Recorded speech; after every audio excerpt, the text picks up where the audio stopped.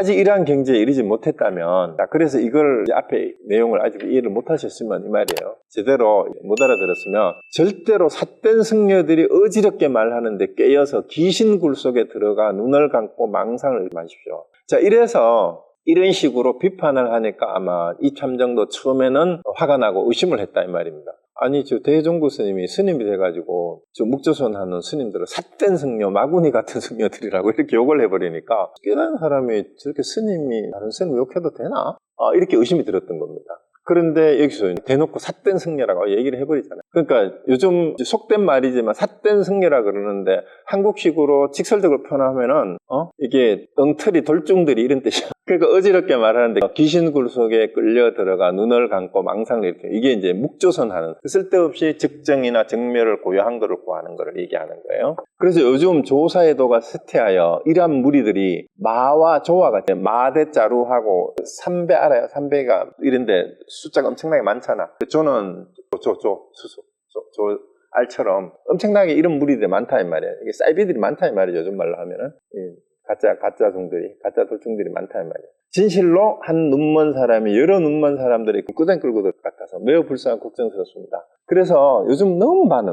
근데 좋은 것도 있어요. 유튜브나 이런 데 보면 진짜 깜짝 놀랄 정도로 공부가 제대로 되어서 법문을 하시는 분들도 있는데, 대부분이 보면은 지금 대종고 스님이 욕하는 것처럼 삿된 무리들이 자칭 뭔가 있는 것처럼 떠든 사람들이 유튜브나 이런 너무 많아. 제가 봤을 때 그렇습니다. 진실로 한 눈먼 사람이 여러 눈먼 사람들이 있고 불구덩이 끌고, 이거는 맹인이 인도하는 거하고 다 불구덩이, 자신은 물론이고 다른 사람들까지 벼랑 끝에 다 몰아넣는 거와 똑같은 거다. 진짜 조심해야 돼요. 불쌍하고 걱정스럽다. 공께서는 척추를 굳게 세우고 정신 똑바로 차리라 이 말이에요. 이러한 거치를 짓지 마십시오. 이러한 거치를 짓는다면 비록 잠시 냄새나는 몸뚱이를 얽어 메워도 곧 궁극적인 걸 삼지만 마음이 어지러이 날아오르는 것은 마치 아지랑이 같아 비록 마음이 잠시 멈춰도 돌로 풀을 놓는 것 같아서 모르는 사이에 또 생겨나니 무상보리를 구경의 안락자에 이르기는 또한 어렵지 않겠습니까? 돌로 풀을 누르면은 우선 보기에는 풀이 잡초가 안 자라나는 것처럼 보이지만 결국은 또 풀이 자라난다 이 말입니다. 그래서 억지로 참선을 한다고, 선정을 한다고, 삼매에 빠진다고 해서 고요한 데에 빠져서 묵조선 하는 걸 이렇게 비판을 하고 있는 거예요. 그래서 결국은 우리가 사실은 참선할 때는 마음이 편안하고 법문 들을 때는 뭔가 알아듣는 것 같은데 세상살이를 하다 보면 또 오간데 없이 마음이 또 계속 번뇌망상이 많습니다. 이런 얘기 많이 하잖아요. 그죠? 우리도 실제로 그렇고. 그러면은 아직 공부가 제대로 안 된 거니까 결국 그런 반복을 하지 말고 궁극적으로 그렇게 하고 있는 자신을 바로 돌이켜 봐야 된다라는 그 얘기입니다. 그래서 안락처 이르기는 그래가지고 어느 세월에 궁극적인 해탈을 일반을 성취를 하겠느냐 이 말입니다. 그래서 저도 또한 일찍이 이러한 무리에게 쏘갔습니다. 이 대종고 스님도 묵조선을 했다 그랬잖아요. 묵조선 한 스승 찾아가가지고 이거를 공부를 해봤다 했으니까 이렇게 대놓고 얘기하는, 안 해봤으면 얘기를 못하는 거죠. 후에 만약 참 전지직을 만나지 못해 나중에 그 운업국근 선사를 만나서 제대로 이제 안 거죠. 못했다면 거의 헛되이 일생을 보낼 뻔했습니다. 매번 생각할 때마다 곧 참을 수가 없어서 구업을 지으면서도 이렇게 본인 스스로 얘기하는 겁니다. 그래서 나도 이 묵조선을 해봤기 때문에 이 말이에요, 대종고가. 그런데 만약에 제대로 대종고 스님이 그 스승을 운업국근 선사를 못 만났으면 나도 평생 그런 무리들하고 일생을 헛되이 보낼 뻔했는데, 생각하면 할수록 그때 썩은 게, 그렇게 헛된 세월을 보낸 게 참을 수가 없고, 지금도 그런 무리들이 그렇게 하고 있는 거를 보니까 구업을 지으면 알잖아, 욕하는 거. 삿된 승려라고 얘기하고 마구니라 하고 욕을 막 해대버렸잖아요. 이게 구업이 맞죠? 욕하는 거니까. 근데 이 구업도 방편법문이야, 방편 문자예요.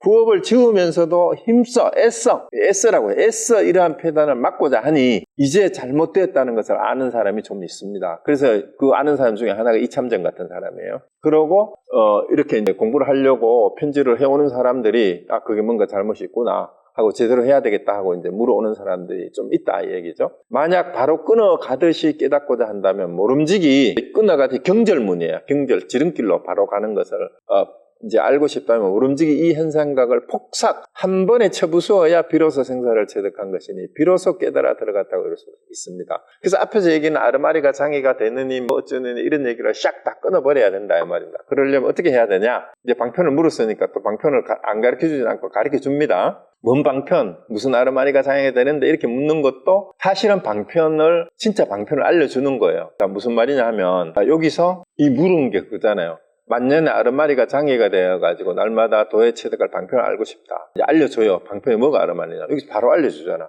무엇을 아르마리라고 하느냐. 아르마리 어디서 나오느냐. 장애를 겪는 사람이 누구냐. 이렇게 물어보는 게 도를 체득한 방편이에요. 그걸 되돌아봐라. 이게 진짜 방편입니다. 그래서 이걸 얘기해놓고 그 다음에 진짜 방편에 대해서 물었으니까. 그러나 절대로 마음을 타파되기를 기다리게 두지 마십시오. 그렇다고 언젠가 깨달아 되겠지 하고 기다린다고 깨달아지는 게 아니다 이 말입니다. 근데 사실은 은연중에 본인도 모르게 저도 제 개인적으로 그런 게 좀 공부하다가 보면 언젠가 되겠지 시간이 지나면 되겠지라고 진짜 기다리는 때가 참 많았어요. 저도 이제 화두를 들고 다른 화두를 하다가 막혀가지고 안 되는 거예요. 근데 금산법문에 1년 넘게 시간 지나면 언젠가 되겠지 했는데 안 되더라고. 조주무자도 그래요. 조주무자도 한 3년 걸린 것 같아요. 3, 4년도. 그래서 타파되기 기다리면 안 됩니다. 이제 조주무자 얘기가 나와요. 조주무자를 타파하는데 참 힘들었어요. 그래서 이게 자꾸 이렇게 사랑 문가하는 게 많아가지고 조주무자 하고 나니까 정말로 가슴 뻥 뚫리는 것 같고 웃음이 나왔어요. 야, 이거 하려고 내가 10년 넘게 20년 가까이 그렇게 했나 싶은 그런 생각이 들었는데요. 자, 한번 봅시다. 저 얘기 나오니까. 만약 마음을 타파될 곳에 둔다면 영겁토록 타파될 데가 없을 것입니다. 그러니까 언젠가 타파되겠지 하고 기다리고 그렇게 있다면은 이게 평생을 영원토록 해도 그렇게 안 된다 이 말입니다. 다만 망상과 뒤집힌 마음, 사량하고 분별하는 마음, 삶을 좋아하고 죽음을 싫어하는 마음, 이 생사심이에요. 아르마리로 알려는 마음, 고요함을 좋아하고 싫은 것을 싫어하는 마음을 한꺼번에 내려놓고 이렇게 다 내려놓고 다만 내려놓은 그 자리에서 화두를 살펴보라. 화두를 들으라 이 말이에요. 다른 거 하지 말고. 자, 어떤 스님이 조주에게 묻기를 계에게 불성이 있습니까? 하니 없다 하셨습니다. 그냥 무했어요. 무라고 했어요. 우리는 말로 하면 없다 했는데 이 한 글자는, 이 무자는 곧 허다한 잘못된 암과 잘못된 깨달음을 물리치는 무기입니다. 자, 여기서 이제 나옵니다. 있다 없다는 아르마리도 짓지 말고 도리의 아르마리도 짓지 말고 이게 무슨 도리일지 또 짱구 돌리지 마라 이 말입니다. 의근 아래에 사랑하여 헤아리지도 말고 그 다음에 안입이 설신이에 그 근본 바탕에서 뭔가 근원적인 뭔가 있지 않은가 이런 것도 생각하지 말고 눈썹을 치켜 올리고 눈을 깜빡이는 곳에 이거는 뭔가 신호를 보내듯이 무슨 사인인가? 큰 스님들이 제자를 깨우치기 위한 무슨 그런 방편인가? 이런 생각도 하지 마라 이 말입니다. 언어의 길 위에서 할로를 이제 언어로 개념을 가지고 따지지도 말고 일 없이 가족 주머니 속에 들어있지도 말고 그렇다고 멍 때리고 앉아가지고 그냥 마냥 기다리지도 말고 이 말이에요. 거량하여 일으키는 곳에서 이어받으려고도 말면 그러니까 뭔가 자꾸 물어봐가지고 거기에 힌트를 얻으려고 하지 말라 이 말입니다. 문자 속에서 증거를 비슷한 말이죠. 언어의 길에서나 이제 경전이나 다른 스님 말에서 이거를 뭐 이 말하고 같은 거 아닙니까? 뭐 이런 식으로 자꾸 하려고 하지 말란 말입니다. 근데 저한테도 답하라고 보면은 이렇게 답한 사람 되게 많아요. 어느 스님이 이렇게 말하는 거하고 같은 뜻 아닙니까? 아니면 경전에 나오는 이 말하고 같은 뜻 아닙니까? 그런 거 하지 말아요. 그냥 왜 무라고 했냐? 이것만 답해야지 뭘 자꾸 그런 거 가지고 와서 하냐 이 말입니다. 다만 하루 종일 행주자와 가운데 그러니까 이건 뭐 일상생활 가운데 뭐 움직이든 가만히 있든 눕든 앉아있든 간에 때때로 들어. 그러니까 이 화두를 드는 건 아시죠? 조주스님께 하기니 불성이 있습니까? 조주스님은 뭐 없다 하셨다. 근데 조주스님은 무엇으로 인하여 무라고 하셨나? 또 해암스님은 조주가 무라고 한 데에는 삼키고 토한 것이 있는데 무엇을 삼키고 토했느냐 요거를 자꾸 이게 드는 거예요. 하두를 잡돌이해서 그 답을 찾는 거예요. 어째서 무라고 했지? 뭘 삼키고 뭘 토하라고 했지? 그걸 아는 겁니다. 그 잡돌이하고 때때로 일깨워 시간 날 때마다 시간 나면은 이거 하라 이 말이야. 화장실에 앉아서도 하고 잠시 쉬는 시간에 피곤하면은 또 그거 하도 생각하고 아니면은 다리 잡고 앉아가지고 1분이든 2분이든 하고 또 1시간이든 시간 나면 또 하고 그렇게 해서 계에게도 불성이 있습니까? 무. 계에게도 불성이 있습니까? 무. 도대체 이게 뭔 뜻일까?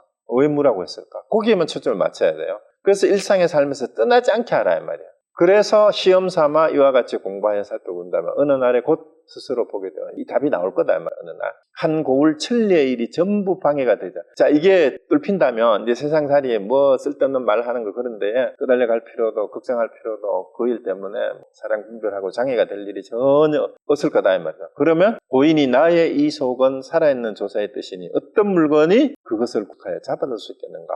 그러니까 이걸 안다면 나를 잡아둘 게 구속할 게 아무것도 없다는 걸 알게 된다는 거예요. 그걸 알면. 그래서 만약 일상의 삶을 떠나서 일상생활을 달리 향하여 나가 일상생활 속에 그게 다 있다 이 말입니다. 매 순간 지금 제가 이게 말하고 여기 보고 듣고 있는 여기에도 그게 있어요. 이것은 파도를 떠나서 물을 여기를 떠나서 달리 뭐 어디 다른데 뭐가 있다라고 생각을 한다면 이것은 파도를 떠나서 물을 구하는 것이다. 끊긴 거 아니에요? 그래서 그릇을 떠나서 금을 구하는 것이니 구할수록 멀어질 것입니다. 이건 뭐예요? 금그릇이 있는데 금으로 만든 거. 새 그릇이라고 해도 돼. 금자가 새 금자니까. 그릇을 들고는 금으로 만든 그릇인데 야, 이 금 어디 없을까? 금 어디 없을까? 이러고 있는 거하고 똑같다 이 말입니다. 물속에 있으면서 물속에서 물을 찾고 소를 타고 소를 찾는 거 그런 격이다. 이 말을 잘 명심해야 돼요. 원래 지금 내가 알든 모르든 그 깨달음은 여기 있어요. 그런데 다른 데서 찾지 말아야 합니다. 그거 돌이키기만 하면 되니까.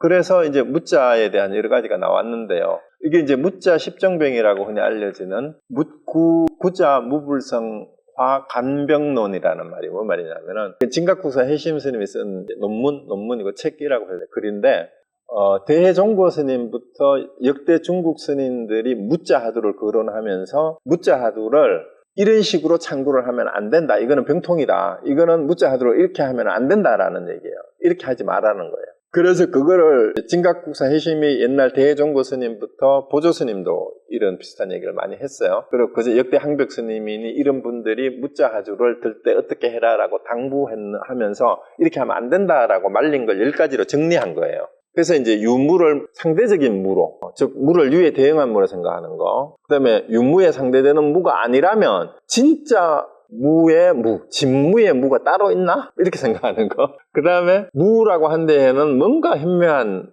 다른 뭔가 있을 거다라고 이렇게 또 짐작하는 거. 그 다음에 뜻에 집착하여 무의 뜻을 억지로 사량복탁이라고 하는데 여기 한자는 사량하고 복은 점칠복자인데 점쳐 묻는다, 판단한다 이런 뜻이고요. 탁도 헤아린다, 가르친다. 그러니까 도로 읽는데 탁으로 읽으면 분별한다, 헤아린다 이런 뜻이 되죠. 사량복탁. 이걸 사랑 분별로 번역을 했어요. 자꾸 따지는 거. 그게 뭔 뜻이, 깊은 뜻이 있지 않을까, 그러고. 그것이 눈을 깜빡이는 등의 신호나 방편의 한 수단이라고 생각하는 거. 그 다음에 단계에 있는 참뜻을 깨닫기 위한 의심을 하지 않고 구자 무불성의 작부에 집착하는 거. 이게 글자를 자꾸 해석하는 거죠. 의심은 하지 않고 마음을 모두 비워 생각을 하지 않는 거. 그냥 텅 빈 마음으로 있으면은 그냥 마음을 비우고 있으면 되지. 마음을 비우려 하니까 그러고 있는 거. 이건 멍 때리는 거지. 멍삼매예요. 생각하고자 하되 생각하지 아니할 때 항상 드러나 있다는 말에 의거하여.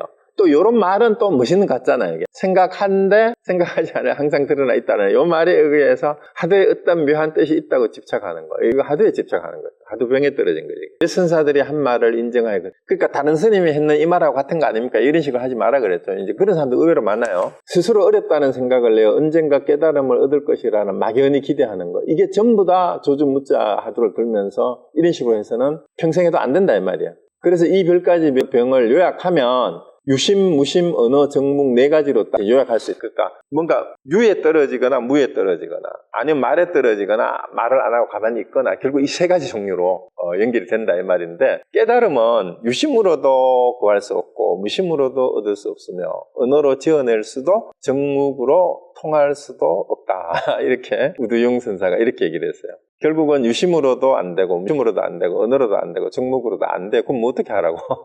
어떻게 하라고? 그래서 조주무자를 창구를 하면서 이렇게 하면 안 되고 그럼 어떻게 창구해야 되느냐? 조주무자는 그냥 이렇게 단순하게 창구를 하시면 돼요. 제가 지난번 강의할 때 이거 보여드렸죠. 이 화면에 지금 보이세요? 오늘 원고에 없는데 4번째 원고에 있어요. 위에 거 보지 마세요. 위에 거 선문점성에 정리해 놓은 거. 이런 거를 자꾸 보면 방해가 되는데 위에 거는 하고 나면 저절로 알게 돼요. 이게 위에 내용이 선문점성에 뭐냐면 실제 조주록에도 이렇게 돼 있어요. 어떤 날 조주 계획에 불성이 있습니까? 하루는 있다 했어요. 있다. 유했다면 유하니까 있다면 어때 가족 부대 속에 있습니까? 하니까 알면서도 범했기 때문이다.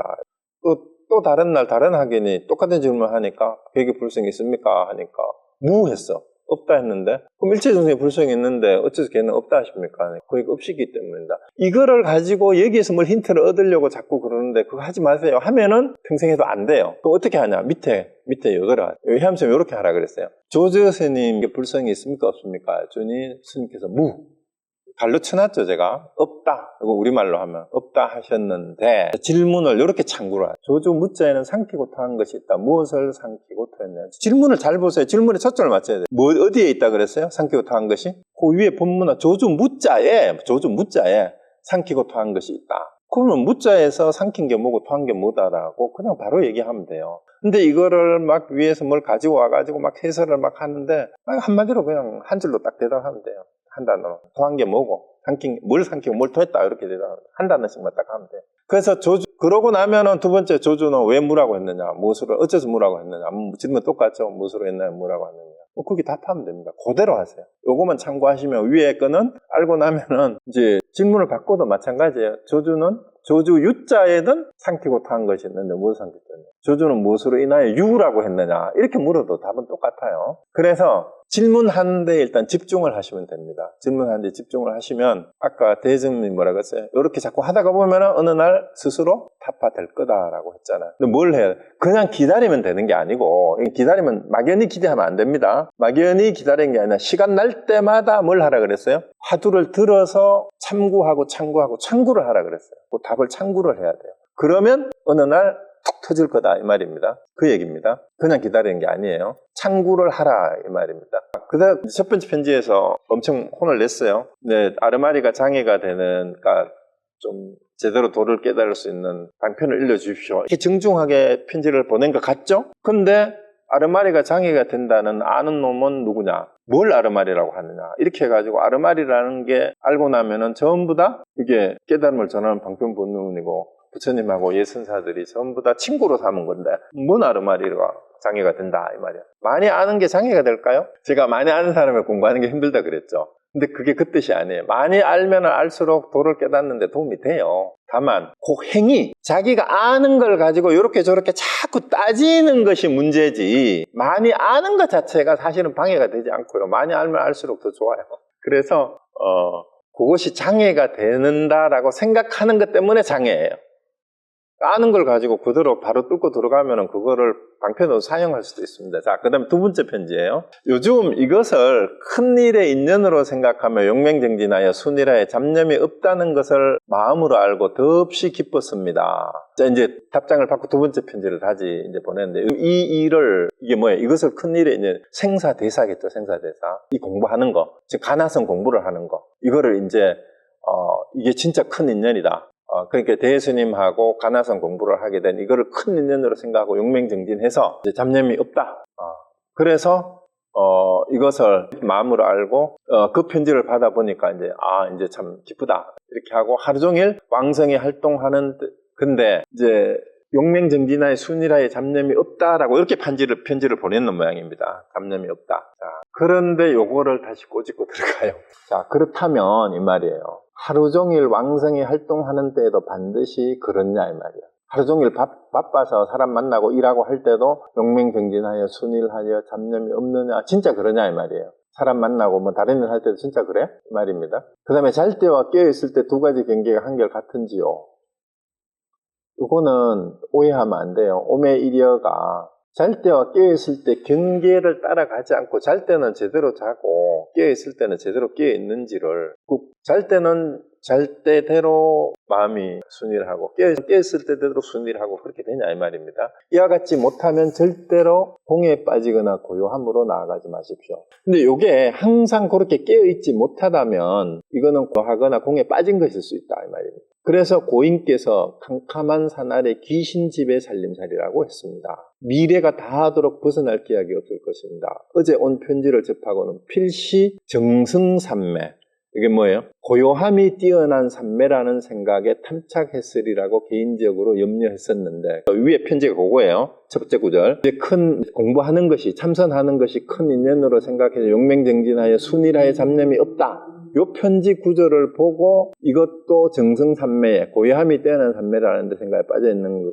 겠거니 하고 염려했는데, 즉 직강공에게 물어보고, 이거 아마 누가 아는 인편으로 같이 공부하는 다른 사람인 모양이에요. 누군지 해설이 없어요. 곧 과연 생각했던 것과 같음을 알았습니다. 아니나 다를까 편지를 보고 직강공이라는 사람한테 요즘 그 부추밀이 어떻게 하고 있느냐 물어보니까 아니나 다를까 정승삼매에 빠져있다라는 걸 이제 알았다. 당신이 순일하에 잡념이 없다라는 거는 그거는 제대로 깨어있는 게 아니다라고 지금 대놓고 실책하는, 뭐라 혼내는 겁니다. 무릇 세상살이를 두루 겪고 여유가 있는 선비는 오랫동안 번뇌 가운데 혼란해 하다가 홀련히 다른 사람이 고요한 곳에서 공부를 지으라고 가르쳐 주는 것을 듣고는 잠깐 가슴속에 일이 없게 되면 곧 이것으로서 구경의 안락이라 여기게 돼요. 돌려서 풀을 눌러놓는 것 같으면 전혀 알지 못합니다. 자, 이게 흔히 사람들이 바쁘게 살다가 참선하고 명상하고 이런 걸 한 번도 경험이 없다가 어느 날 명상 캠프에 가가지고 몇 번 해봤어. 근데 너무너무 그동안 내가 막 잘못 살아왔다, 이런 게 있었구나 하고 번뇌가 다 가라앉는 것 같고 뭔가 이제 마음이 가라앉는 것 같고, 이제 무슨 저 정진이나 뭐 그런 데 가면 막 펑펑 울었다 하고 이런 사람들 많이 있잖아요. 그죠? 그래서 이것을 체험을 하고 이게 바로 구경의 안락이라 얘기가 되었다고, 자기들이 공부가 됐고 마치 삼매를 경험했다라고 얘기한 사람들이 많잖아요. 명상 캠프 같은 데나 수련회 같은 데 갔다 오고 나서. 그런데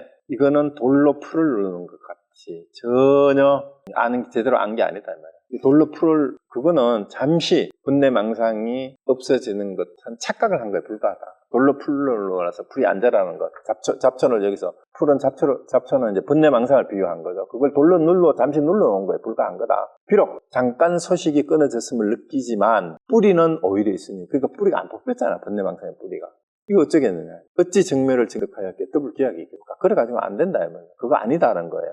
그래서 여러분들 중에 혹시 명캠프나 어디 절에서 하는 템플스테이 같은 데 가가지고 이 체험을 하고 나서 너무너무 좋은 경험을 했다고 막 이런 사람들 많아요. 그런데 이게 궁극적으로 자기 번뇌망상이 끊어지지 않는 걸 어떻게 점검해야 되느냐. 위에 질문 있잖아요. 하루 종일 왕성히 활동하는 때에도 그러냐 이 말이야. 직장생활하고 시장바닥에 장사하고 다른 사람하고 싸우고 치고받고 할 때도 과연 그게 됩니까? 순일하에 잡념이 없습니까? 잘 때 하고 깨어있을 때도 그렇습니까? 이게 안 되거든. 돌로 잠시 풀려놓는 것 뿐이고, 거기 갔을 때만 그런 거예요. 거기 갔을 때만. 그건 궁극적으로 깨달은 것도 아니고 그건 진짜 공부가 아니다. 그 얘기입니다. 여러분 이런 경험은 많을 거예요. 그래서 이런 경험을 하고 막 너무너무 좋아하고 템플스테이 갔더니 너무 좋더라, 뭐 어느 수련회 가보니까 너무 좋더라, 어느 뭐 스님이 하는데 거기 갔는데 너무 좋아 하면서 그런 사람들이 있는데, 그게 대스님이 보기에는 돌로 잠시 풀러놓은 것에 불과하다. 그게 진짜 아니다.